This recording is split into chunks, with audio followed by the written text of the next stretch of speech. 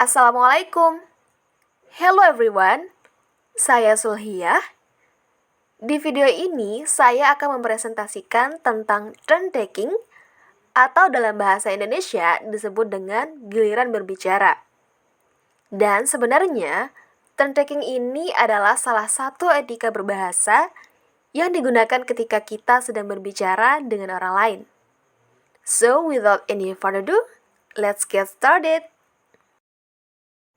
We start from asking what turn-taking is. Turn-taking is a part of the conversation structure in which one person listens while the other person speaks. Turn-taking adalah bagian dari struktur percakapan di mana satu orang mendengarkan sementara orang lain berbicara. Jadi saat percakapan berlangsung, peran pendengar dan pembicara itu bergerak bolak-balik.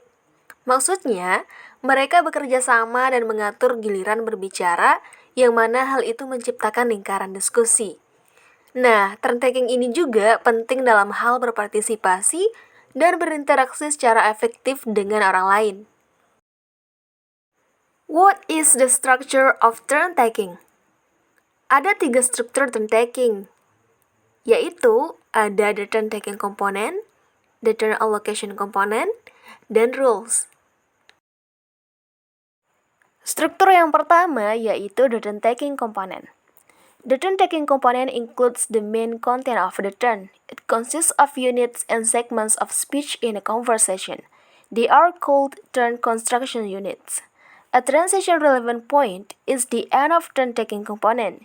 The end of turn-taking component signifies when the turn of the current speaker ends and the opportunity for the next speaker begins.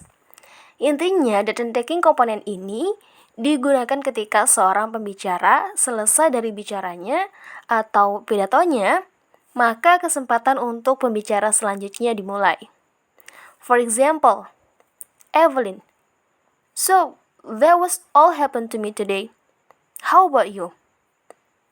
Pada contoh ini, Evelyn telah mencapai yang namanya a transition relevant point atau titik transisi yang relevan, di mana dia telah mengatakan semua yang dia katakan. Dengan mengajukan pertanyaan, how about you? Evelyn menyarankan adanya pergantian pembicara. Selanjutnya, the turn allocation component. Ada 2 teknik yang digunakan dalam the turn allocation component untuk menunjuk pembicara berikutnya. Yang pertama, the current speaker choose the next speaker. For example, Evelyn, so that was all happened to me today. How about you, Amir? Amir, I had a good day. Thanks. Dalam hal ini, Evelyn berbicara kepada pembicara berikutnya, yaitu Amir, secara langsung, sehingga memberitahu si Amir bahwa gilirannya untuk berubah dari pendengar menjadi pembicara. The turn allocation component berbeda dari the turn taking component. Kita bisa melihatnya pada contoh sebelumnya. Jika dalam the turn taking component, si pembicara mengajukan pertanyaan umum dan tidak menunjuk orang tertentu sebagai pembicara berikutnya, maka the turn allocation component si pembicaranya menggunakan nama salah satu pendengar. Dalam contoh ini, si Amir. Dan dengan cara ini, menunjuknya sebagai pembicara berikutnya. Teknik yang kedua, the next speaker selects themselves. For example, Evelyn, so that was all that happened to me today. Amir, well, that sounds like a blast. Let me tell you what a day I've had. Dalam hal ini, Evelyn menunjukkan bahwa dia telah selesai berbicara dengan menutupnya. Dan Amir melihat ini sebagai kesempatan untuk mengambil giliran berikutnya sebagai pembicara. Struktur yang selanjutnya yaitu rules. Rules dari turn-taking ini determine the next speaker in a way that results in the least number of pauses and overlaps. When a transition relevant point is reached, these rules are applied.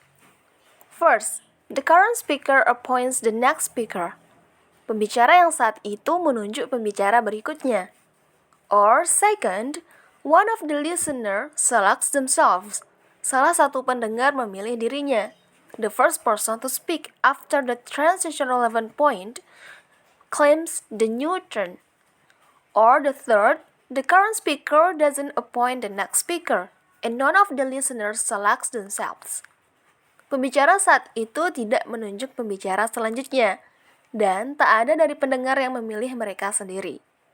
This results in the current speaker continuing to talk until the next transition relevant point is reached or the conversation comes to an end. The steps are in this specific order so that two necessary elements of conversation can be maintained. Jadi dari rules atau langkah-langkah tadi ada dua elements yang diperlukan untuk mempertahankan percakapan. So the first is there needs to be only one speaker at a time.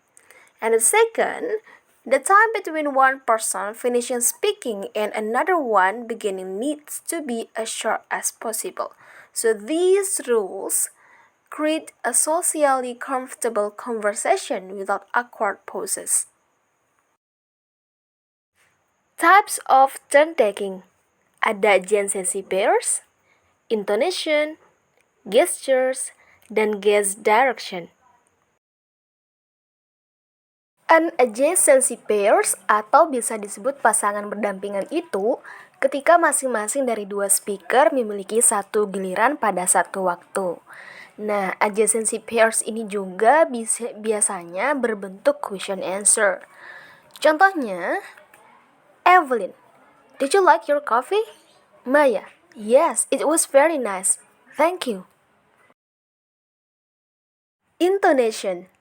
It can be a clear indicator that a turn is changing.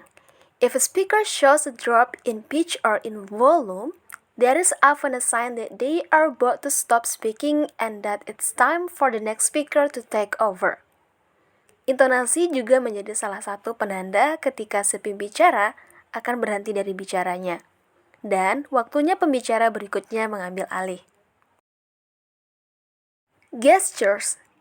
Gestures can serve as non-vocal signs that the current speaker is ready to allow another person to have their turn to speak. The most common gesture that indicates turn-taking is a gesture that expresses inquiry, such as a hand wave. Gesture juga bisa menjadi tanda untuk memberi si pembicara selanjutnya mengambil alih. And the last, gaze direction atau arah tatapan.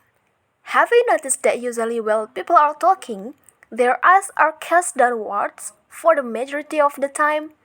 And in most cases, when people are listening to someone else, their eyes are cast upward.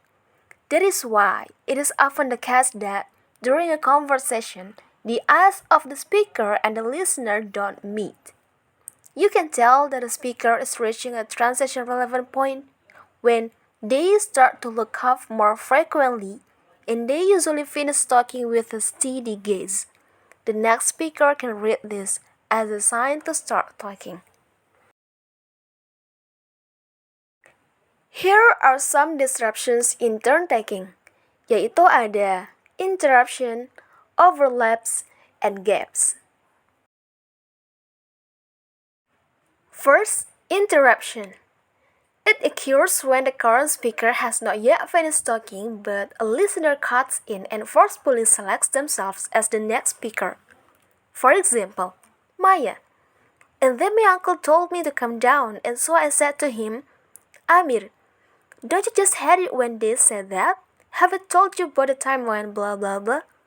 Nah, seperti yang ditunjukkan pada contoh ini tidak memungkinkan terjadinya turn-taking berlangsung, karena Amir tidak mengizinkan Maya menyelesaikan gilirannya. Overlaps atau disebut dengan tumpang tindih, it is when two or more speakers speak at the same time. This can be because if a listener isn't interested in listening to what the other speakers have to say, or if there is some sort of talking competition or argument between people. Jadi overlaps ini kadang juga tidak ada pendengarnya, karena si pembicara, dua atau lebih pembicara itu berbicara pada waktu yang sama. And the last is gaps. A gap is a silence at the end of a turn in conversation, atau keheningan dalam sebuah percakapan. Nah, kenapa gaps ini terjadi?